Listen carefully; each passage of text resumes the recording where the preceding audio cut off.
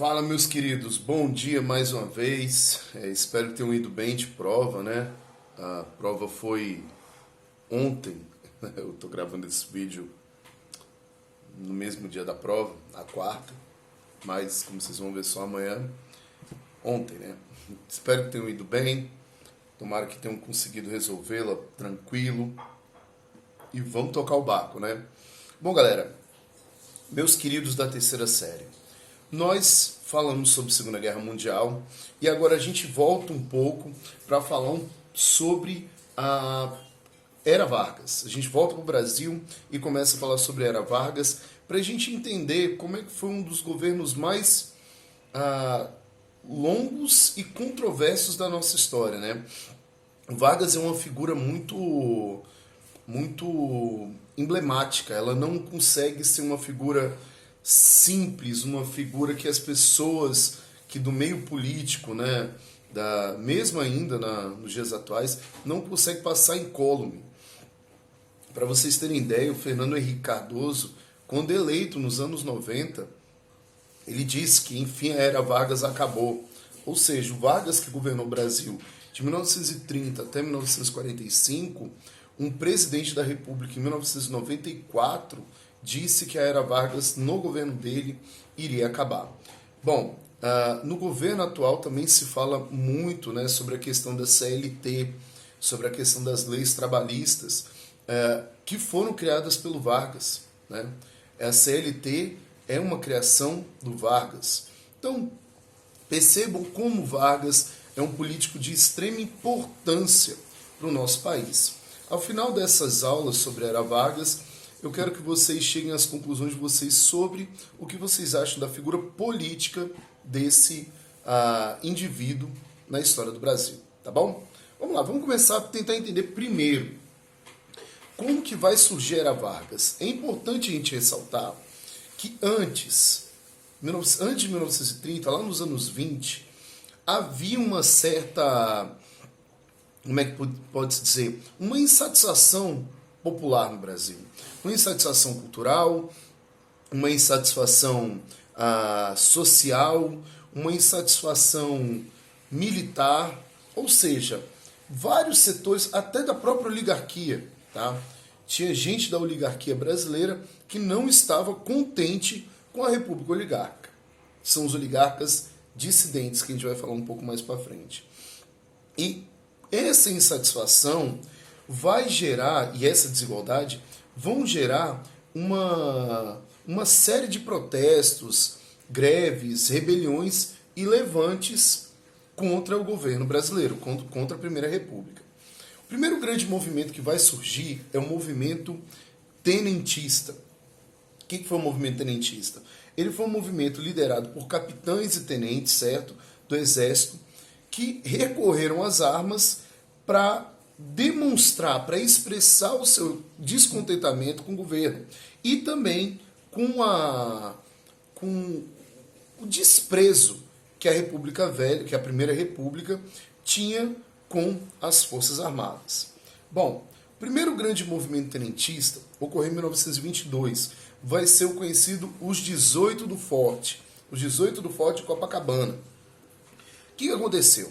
O candidato à presidência, Arthur Bernardes, foi atribuída a ele uma carta que ele dizia que os militares eram más pessoas e que o presidente do clube militar, o Hermes da Fonseca, era um sargentão sem compostura. Cara, essas frases atingiram em cheio o orgulho dos militares, que exigiram que Arthur Bernardes retirasse a sua candidatura. Coisa que ele não fez, porque ele alegava que ele não tinha escrito essa carta. E de fato não foi ele quem escreveu. Isso foi veiculado, era uma forma de tentar evitar que ele assumisse o poder. Bom, Arthur Bernardes não retira sua candidatura e vence. A tensão vai piorar quando justamente o presidente Arthur Bernardes começa a intervir na política pernambucana, fechando o clube militar. Quando ele toma essa atitude, mais ou menos 300 militares no Rio de Janeiro pegaram em armas e decidiram não permitir a posse de Arthur Bernardes no Rio de Janeiro. Esse movimento foi duramente reprimido, certo? Desses daí, sobraram 17, desses 300. E esses caras saíram lá do Forte de Copacabana, lá no Posto 6, e decidiram marchar até o Palácio do Catete para não permitir que ele assumisse, que Arthur Bernardes assumisse. Ao longo dessa caminhada pelo calçadão de Copacabana, um civil decidiu participar com eles, que era o Otávio Correia. Bom, galera, é engraçado ver, engraçado não, é triste, que os 18 do Forte, 16 morreram e 2 acabaram sobrevivendo, que eram justamente Eduardo Gomes, e Siqueira Campos.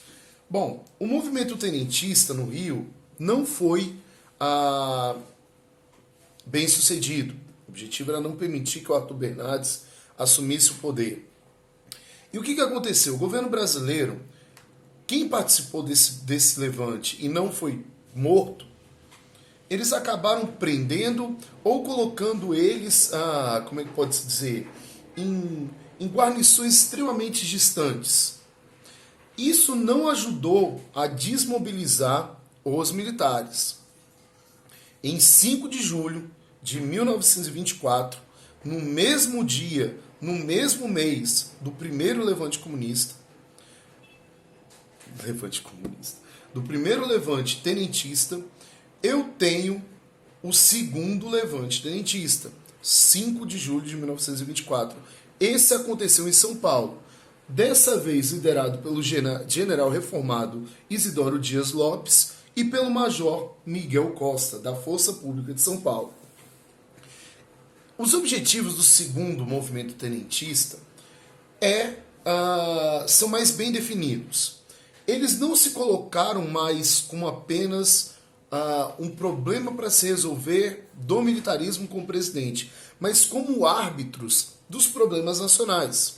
Uma das coisas que eles tinham como objetivo, a deposição de Arthur Bernardes, a adoção do voto secreto, isso era uma coisa que incomodava muito a sociedade brasileira, a obrigatoriedade do ensino primário e a melhoria do ensino público e da justiça gratuita.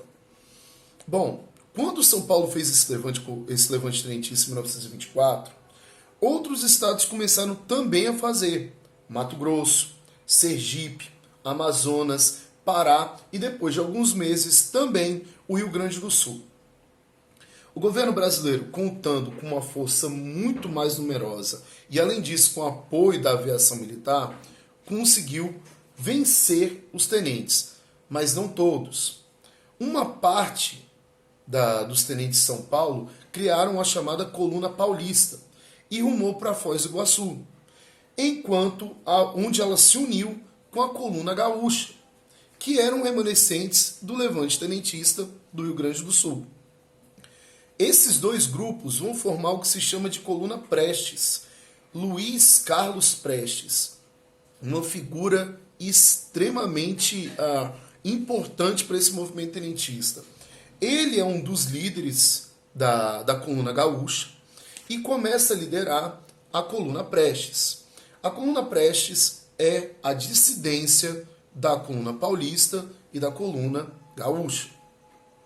Para vocês terem ideia, cara, eles percorreram mais de 25 mil quilômetros no Brasil, tentando, como é que pode se dizer, propagar uma revolta contra o governo da Primeira República, acabar com a Primeira República. Para vocês terem ideia, eles percorreram 12 estados. Na época o Brasil tinha 20.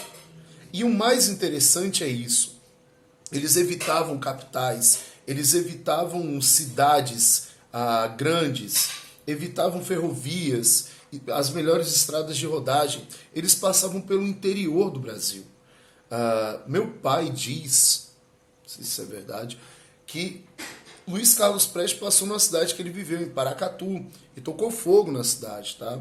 Então, assim, ele passava por cidades menores, mas de interior mesmo do Brasil. Com o passar do tempo, em 1927, a Coluna Prestes já bastante cansada, sendo perseguida constantemente pelo governo federal. Eles acabam em 27 desistindo disso e procurando abrigo, tanto na Bolívia quanto no Paraguai. Bom, o movimento tenentista é o grande movimento que inicia essa luta contra a Primeira República, contra essa oligarquia. Não foram apenas eles. Operários, industriais, camadas médias urbanas também se encontravam bastante insatisfeitos com a política excludente da Primeira República. Nós vimos algumas aulas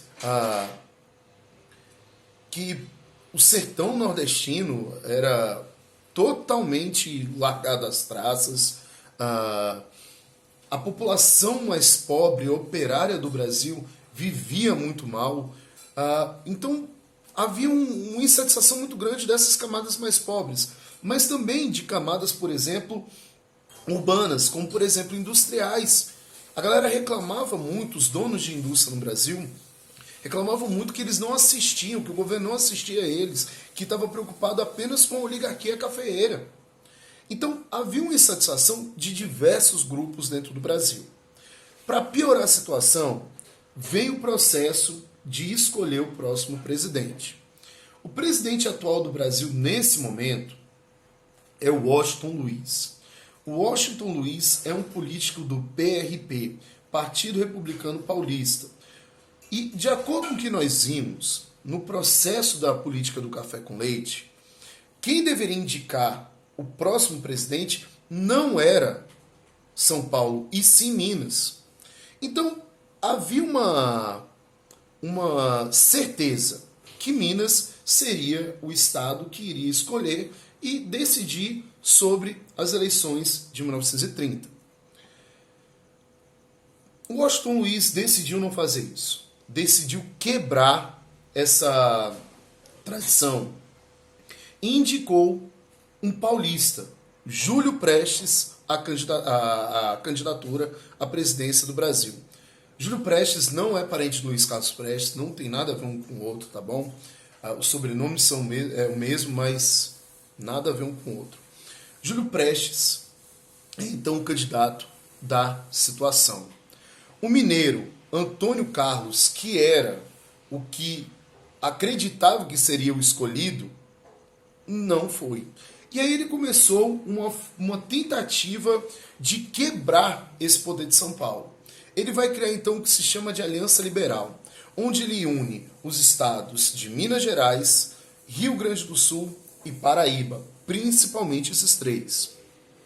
E aí lança como candidato Getúlio Vargas, candidato gaúcho, e para vice-presidência João Pessoa, candidato da Paraíba.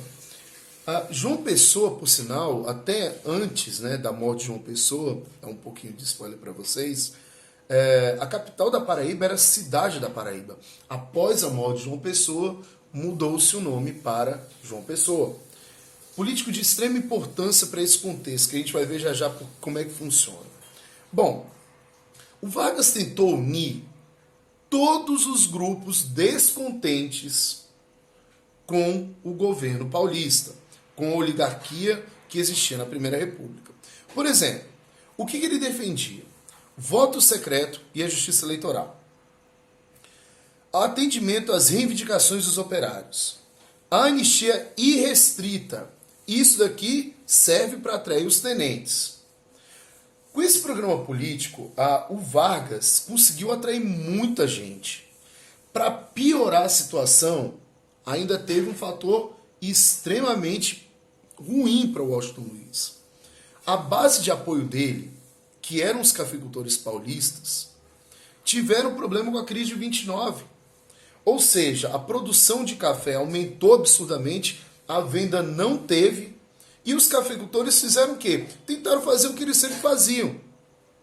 Obrigar o governo brasileiro a auxiliá-los, a ajudá-los.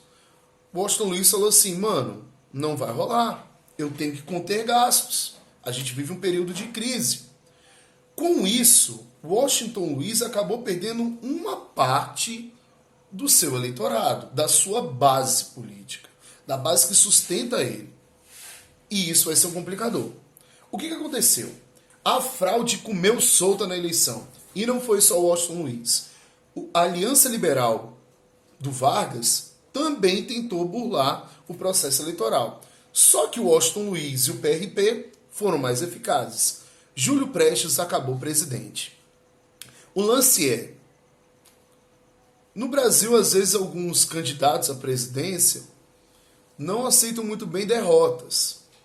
E a Aliança Liberal vai tentar dar um golpe de Estado. E aí, como é que foi o lance? Bom, Júlio Prestes assumiu, e no momento que Júlio Prestes assumiu, em 1930, eu vou ter um fato extremamente isolado e que vai servir de mobilização à Aliança Liberal. João Pessoa estava tomando café numa confeitaria na Paraíba, na capital da Paraíba, e foi morto por um adversário político. O interessante ver nisso tudo é que não tinha nenhuma motivação relacionada à questão política do Brasil. João Pessoa foi morto por questões pessoais. Esse indivíduo, deixa eu ver se eu acho o nome dele, não consigo lembrar o nome desse indivíduo, também não encontrei no livro de vocês. O João Pessoa foi morto por motivações pessoais. Esse indivíduo, quem puder pesquisar e me ajuda, eu agradeço, vocês colocam depois lá no chat. Ele, quando matou João Pessoa, ele matou basicamente por um motivo. Ele acusava João Pessoa de ter invadido o escritório dele e ter publicado cartas íntimas dele. E com isso, essas coisas no Nordeste não se passam batido. Naquele tempo, não se passava batido mesmo. Ele acabou matando João Pessoa.